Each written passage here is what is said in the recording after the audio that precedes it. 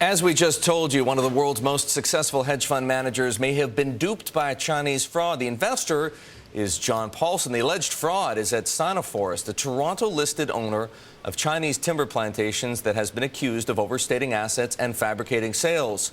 The man behind those explosive charges is with us this morning. You see him right there, Carson Block, founder of Muddy Waters Research, a small firm in Hong Kong that has made a business of betting against and exposing Chinese fraud. Now, Carson, before we begin, I just want to bring our viewers up to date. Sino-Forest has issued a statement and says your report is inaccurate, that the company has appointed legal counsel to investigate your allegations, that it will appoint an accounting firm to conduct an independent review. It is going to post copies of signed contracts for land purchases, some of the things that you question. It has provided details on its cash balances and the location of its cash, which it says is largely in Hong Kong. And it is going to ask securities authorities to investigate your trading activity. Now, you have been clear your firm may take short positions against the companies that you cover in your research. Are you short Sino-Forest shares? Let's start with that. Yes. As we stated on the front page of our research report, we were short, and we continued to be short Sino-Forest shares. Okay, now this is basically just another day at the office for us. I understand. You've been through this before. This is your business. How long will you keep that short position open? Are you free to close it at any time? Yeah, sure, we can close it, but the stock is close to a zero. So, yeah, we'll keep it on, until it is zero. Okay, the stock is not quite zero just yet. It's trading at $5.23, way down from more than 18 bucks on Wednesday. It's down more than 70%. Do you believe this company really is a nothing? You say in your research, in fact, the first two words of your research report are like Madoff. How is this a Ponzi scheme? It doesn't look like a classic Ponzi scheme. Well, it's a Ponzi scheme in that the company just perpetually issues securities in order to fund itself. Even by its own fraudulent numbers, the company does not generate any free cash and has not done so in 16 years. Were the company to be unable to issue additional securities to fund itself, it would collapse. That, to me, is the definition, or epitomizes the definition of a Ponzi. Okay, but to be fair to Sino-Forest, because that's our job here, to weigh everything, both sides of each argument, cable companies are kind of in the same position. When they're building out cable networks, they're cash flow negative, right? They don't generate any EBITDA whatsoever. They are totally reliant on the public markets to fund them until they get to such a point that they can generate enough income that they become or get close to becoming profitable enterprises. So I take it you're drawing a big distinction between that situation and this situation. Well, I mean, in this situation, the company appears to be investing for, I don't know, the 23rd century.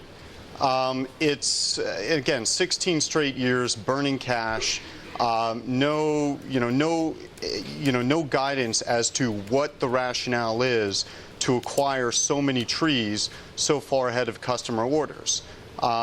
This is taking a CapEx fraud, which we found several of these in China. It's taking it to the next level where you're not constrained by the walls of a factory and nobody's able to really see the movement of physical goods.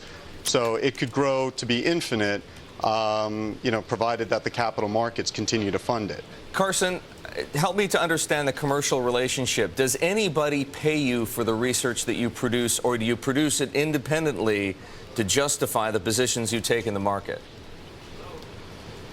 Well, we do disclose on in the disclaimer of our report that we have clients.